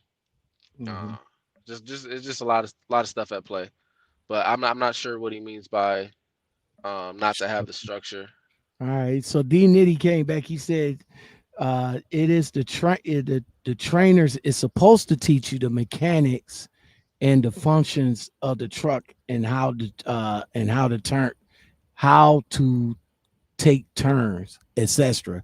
Well, I mean, that's I know what I said about uh they're not supposed to teach you how to drive because you already know how to drive because you spent $5,000, $6,000, $7,000 to drive the truck. And I guess trainers just feel like that they don't it's not their job to train you how to drive the truck. You see what I'm saying? So I think that's what I'm saying. Yellow Boy says, shouts out to Lockout family. Yellow Boy in the building, owner operator / oil refinery equipment leaser. How's it going? It's going real good, bro. It's going real good. If you guys want to join the community, the link to the community is right there for you iPhone users. It is right there. I would greatly appreciate it. Um, Trucker Doc, man, again, like I said, I appreciate you. I appreciate you coming on and chopping it up. I know you got to get up in the morning, man. So we about to go ahead and shut it down right quick. But again, before I shut it down, man, um, what was some of the craziest things that you seen out here in your 5 months so far? Just the other day on I-80 coming over to Utah, seen a truck or a trailer flipped over on its side, and the truck on the other side of the road on its side. Um, Also on I-80, um, not sure what the company was, but the whole truck and trailer on the side of the road. And when you see stuff like that, it's kind of like, damn, this shit's real. Like shit like that actually happens. So, yeah, that was pretty much the craziest things I've seen so far. I haven't been a part of any accidents, thank God. Haven't seen any Oh, accidents. But yeah. I came out and it was like in the first fucking month I seen accident after accident after accident. Uh by you seeing an accident like that within your 5 months or something like that, does that do something to you? Do you get does that make you a stronger driver or do you get afraid? Um, for me, it made me a stronger driver. Basically, you can kind of tell what happened and why that happened. Like the first one where the trailer was on one side, and the truck's on the other one. It's on the middle of a curve. Obviously, you took the curve too fast. The wind was probably blowing hella crazy. Wyoming's known for that stupid wind, 50 miles an hour wind. That's probably what happened in that situation. But yeah, it definitely makes you a stronger driver. It makes you sit back and really think. Um, it'll definitely make you sit back and think like, is it even worth me even continue to do this? When you see stuff like that. Okay, that's yeah. I mean, like I said, for some people, they when they see an accident of that magnitude, they definitely want to hurry up and jump out of the truck and don't want to have nothing to do with trucking no more. Oh yeah. And a lot of people that really gets into trucking for whatever reason, they don't have the mentality or the fortitude to stay into it. You know what I'm saying? Because they see YouTube, they see all the drivers on YouTube telling all the good shit, talking about, oh well, we making this kind of money, and this is my truck. I'm about to give you a truck tour, and this, that, and the third. But they're not telling the ugly side of it, like what happened when your tandems freeze up and you got to get out there in 30-degree weather and try to knock that shit loose so you can fucking move. You Right. know what I'm saying? What if you broke down in inclement weather and you're ill prepared for it because you saw this YouTuber over here talking about, well, we just chugging along and all like that, but yet they ain't tell you you need blankets, you need uh food, you need water or nothing like that. They ain't telling you all of that. They just telling you all the good stuff and all like that, and not none of the bad. What do you say to drivers, YouTubers?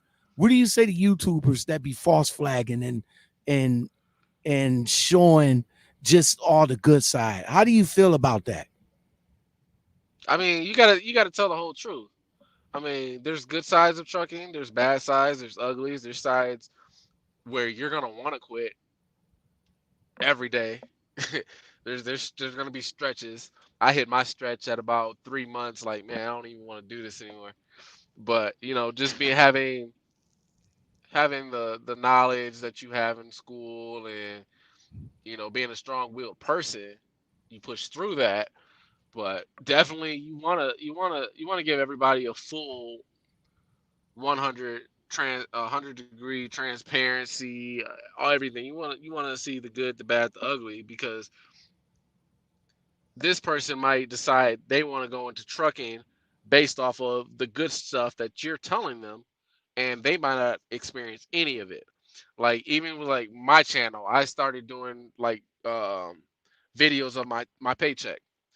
I stopped doing that because my paycheck might not be the same as this person, and they're gonna get mad because they're not doing shit, or they're not making the amount that I'm making, or stuff like that. You just gotta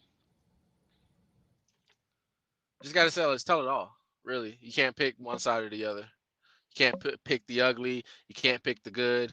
Just you gotta tell it all. You know what? I again, I don't have no problem telling my age. I'm in my 50s.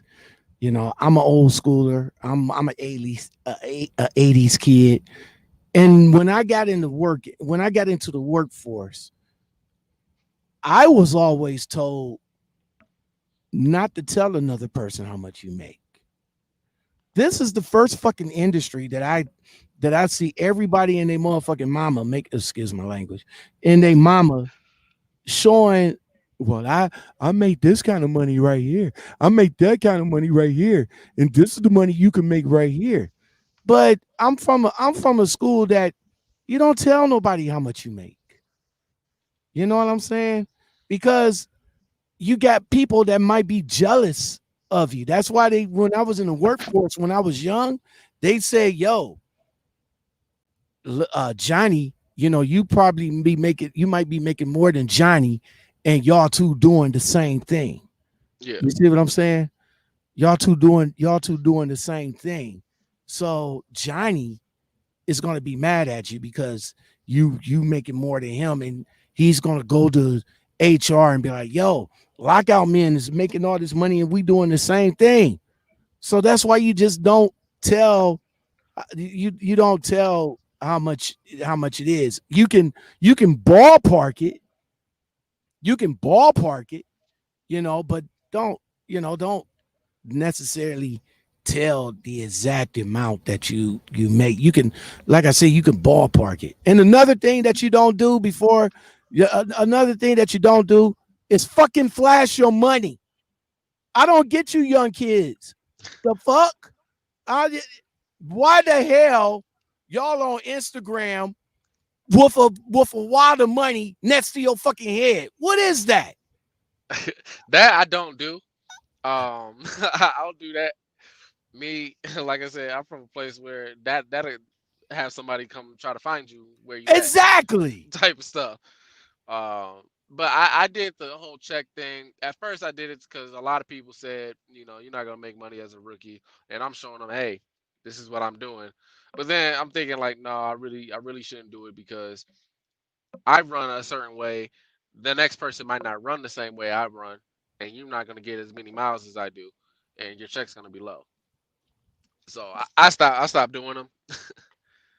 Um, but yeah, I just kind of wanted to like show everybody, show the rookies like this is what is a potential for you to make. I'm not saying that you're gonna make it, but this is potential for you to make. Right. That's and that's what I'm saying. I don't have a problem. I don't have a problem with you giving a ballpark. You know, I Yeah, don't have a problem with you giving a ballpark. My problem is that you flashing your money in the truck and all like that because a lot of truck drivers do that shit, and I don't understand why you do that shit, bruh. It's just saying that you on YouTube and all of a sudden the dude next to you over here watching you like, oh wait, okay now, okay, bruh. Gonna wait till your ass either go to sleep or your ass gonna get out of this truck. And I'm gonna catch right. your ass slipping. You know what I'm saying? Um, there's let me go to the comment right quick. Yellow Boy says, Lockout, how many hats you got, brother? You always got a new lid on your melon. I was like, yo, I got a lot of them. I started, like I said, when I got into this game 5 years ago, the idea was to get a hat from every city that I go to because I wanted to pick some up, but it just grew from there. I don't, it just grew. It just grew from there. As a matter of fact, I ordered two of them today. A couple of them coming in, and then TJ Jones got me the Seahawks. That I'll be getting tomorrow. Um, some YouTubers that I would suggest that's real inspirational now. I did have a problem with them back in the day, but I don't know more, and I really like her grind from where she came from. But let me go to my cheat sheet. There we go. But hold on, cheat sheet. Okay, don't come up. There we go. Uh Jay Rich. Jay Rich. I got I got a newfound respect for her, bro. I really do. I got a whole newfound respect for her. At first, I didn't feel her at first, but later down the line where she shows her struggles, uh her ups, her downs, her failures, her successes, and now she's a successful uh fleet owner now. I fucks with Jay Rich now, man, because like I said, she comes, she gives you she gives you the real, the raw, the most valuable content that this lady could give you. Before, like I said, she was with the foolery before and all like that, but she has grew into uh an inspirational YouTuber, man. That's one. And my girl, let me see, it's hold on right quick. Uh my other girl, keeping it 100 right here.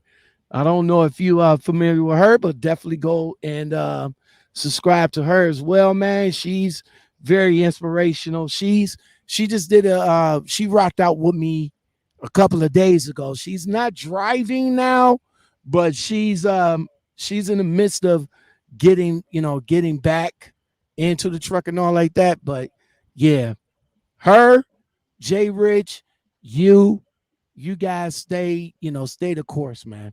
Stay the course. Trust me. Your channel gonna grow, and you're gonna get people to gravitate towards you because of the information and the positivity and the vibe that you get. It's always a connection. It's not always about the views, man. Yeah. It's not always about the views. I mean, look at here. I got 10 people. I got 10 people in here rocking with me. You know what I'm saying? That 10 people that's in here rocking with me, they here to hear to sit down and have a conversation and listen to what you got to offer. Listen to, your stories, how you feel about things and all like that. Some people is just here, just want to listen to that. They don't want to listen to all the foolery and all like that. I mean, they do. It's made for entertainment, but like I said again, it's not about the views. It's not a dick measuring contest. It's who I cater to. You know what I'm saying? So that's going to be the same thing. That's going to be the same thing with you. It's going to be who you cater to. And again, if you make a difference in one or two people's lives, man, your job is going to be done. You know what I'm saying? Your job is going to be done. Yellow Boy says, after keeping it 100 left Dollar General, she just said she's about to lease a truck soon. That's what's up. That's what's up. And if you guys want to know more about what happened to her over at Dollar General, no, it's Family Dollar, I think. Family Dollar. But if you guys want to hear what happened to her, definitely check out the interview that I had with her a couple of days ago. TruckerDoc, man, thank you very much for coming on. I don't have my little clapping or anything like that because I got to wait for my system to come back. And it said, as a matter of fact, I just got the email and it says, hold on. Alex. It says that it will be at the house on Tuesday. So I got to go about another week without it because I'm leaving out Monday. So, but I will definitely have my sound system back. I will have my Joe Rogan mic back. But this is good though. And then I will have I don't have to put my headphones up against the mic so you guys can hear what I hear. But TruckerDoc, man, yeah, thank you very much, man. Like I said, enjoyable conversation that I have with you. If you ever want to come on anytime, man, just reach out to me and say, yo, Lockout, I got something else to talk about. And I'll let you in, man. That's what we do. All right, cool. Appreciate that. I appreciate you, man. You stay chill and stay safe. That's what's up. All right, you too. All right, bro. I will get with you in a minute. I'm about to go ahead and end it. So let me hold on right quick. How can I do it? Okay. Let's see. Keep hitting the wrong damn button. Hold on right quick. There we go. All right, guys. So that's going to do it for tonight's episode of the Lockoutmen podcast show. I really do appreciate you guys being here. Thank you very much. If you guys like content like this and more, don't forget to like, subscribe. Damn it, man. Don't forget to like, subscribe, comment, share, and hit that bell and that all button. That all button lets you know when I come live, and it also lets you know when I drop videos. If you like content like this and you want to support the channel, there is more ways to support the channel now. You can join. There's a join button next to the subscribe button for Android users. Here is the link. Oh, wait a minute. Hold on. The link for the iPhone users is in the chat somewhere. So you guys can go back there and hit that. Hook a brother up with some coffee. You know what I'm saying? Coffee tier, the dinner tier, and the lunch tier. Or you could just do it old school. You could do it old school, you know, the Cash App or the Coffee app. It doesn't matter. As long as you guys, as long as you guys like what I do and y'all want to support me, yo, I appreciate the donations and everything. TJ Jones, hashtag Seahawks. Yes, sir. I got you, bro. I'm trying to make it home tomorrow. Don't look like that's going to happen. I hope it'll happen, but 9 times out of 10, it's probably going to be Saturday morning. I'm just saying. Brown Sugar Trucker says, y'all have a good night. Good video. I appreciate it. Resto says, have a good night, everyone of the L.O.M community. And I appreciate all you guys being here tonight. Until next time, come back tomorrow where I will have another special guest on the Lockoutmen podcast show. I'm going to try and do this until I actually get a footing. All right? Until I actually get a footing. Or until I actually burn out. And then I'll just turn around and make it like one day a week, 3 days. You guys let me know in the comments how you got it going. How y'all want me to keep it going. All right. As long as I have some interesting people to come on to talk, we're going to keep it going like that. But let me know. Let me know. Until then, I will talk to you guys next time. All you have to do is stay.